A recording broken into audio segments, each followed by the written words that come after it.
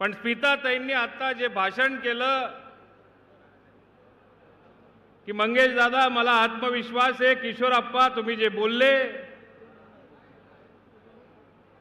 या विराट सभेकडे बघितल्यानंतर आणि व्यासपीठावरच्या सगळ्या मान्यवरांना बघितल्यानंतर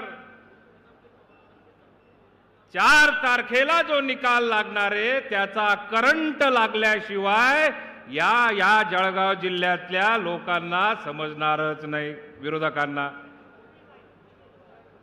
तुमनी इच्छा आहे ना 13 तारीखले मतदान करणे आपले कोणले करंट देना है ते तुमले माहिती है। 1 तारीखले तुमने मतदान होय ना 4 तारीख ना निकाल मा तुमले करंट कोणले देना है पारोळा वाला से ते सुद्धा समजावे नाना तुमले नाही। नाना तुम्ही त्यांना अर्थ चुकीना काढजात नका। पण आज किशोरप्पा की ज्या पद्धतीने या ठिकाणी सभेचं आपण आयोजन केलेलं आहे, आपल्यावरचं प्रेम मी रस्त्याने येताना ज्यावेळी बघत होतो अजूनही मंडपामध्ये बसायला जागा शिल्लक राहणार नाही एवढी लोक आज वाटेमध्ये आहेत।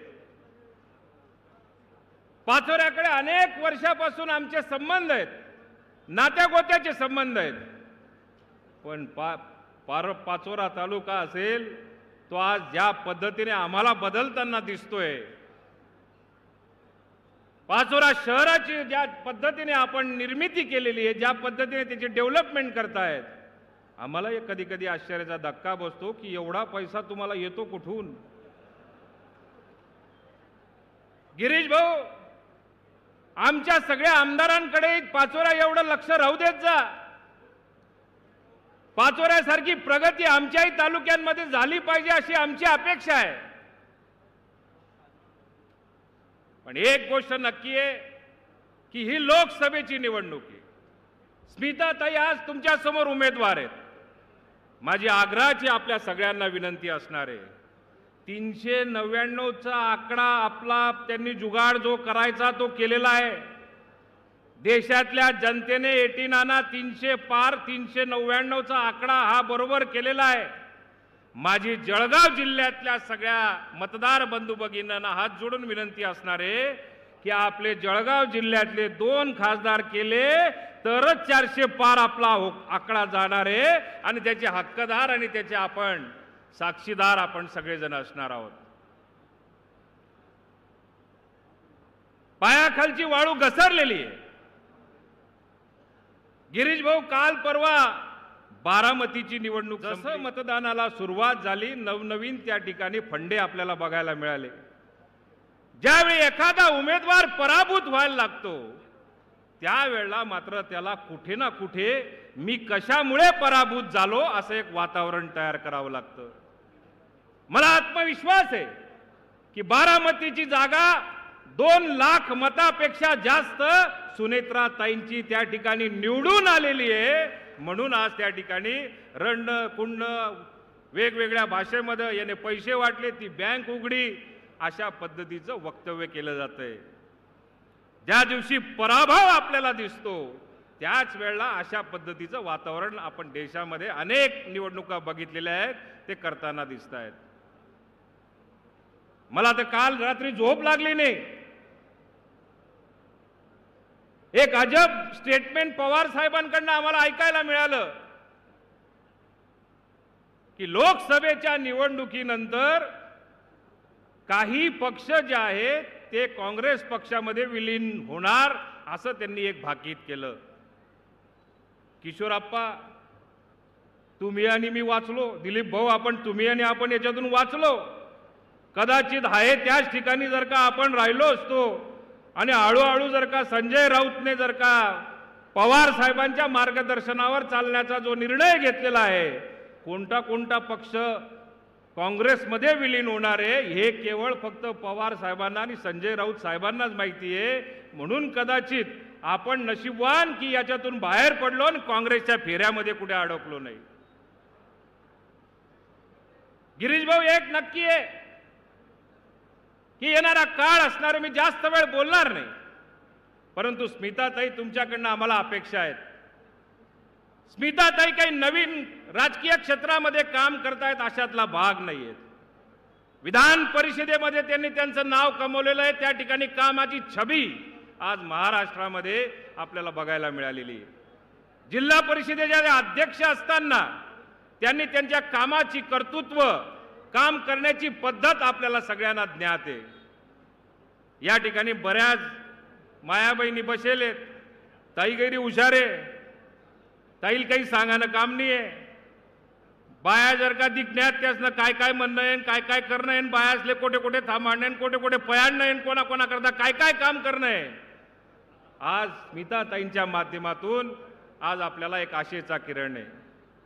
मला कल्पना आहे की ताई आपल्याकडनं ज्या पद्धतीने नरेंद्र मोदी साहेबांच्या माध्यमातून देशाचा विकास होतोय, आपल्या जळगाव जिल्ह्याचं नेतृत्व करायला खासदार म्हणून येणाऱ्या काळामध्ये तुम्ही जाणार आहात, त्यावेळेला मात्र कम्युनिकेशन असेल, इरिगेशन असेल, ट्रान्सपोर्टेशन असेल, या सर्व गोष्टींकडे आपण प्रामुख्याने आपल्या जळगाव जिल्ह्याला जेवढा पैसा आणता येईल तेवढा आणण्याचं काम आपल्या सगळ्यांकडनं आपल्या मार्फत या ठिकाणी पोहोचवण्याची जबाबदारी आपल्याला पार पाडायची आहे. मी परत एकदा पाचोरा वासियांना, भडगाव वासियांना हात जोडून विनंती करणार आहे.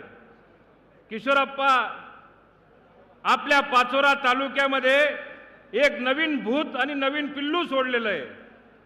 आता स्मिताताई बामणे म्हणे. आता कोणताच अँगल मला बामण वाटत नाही.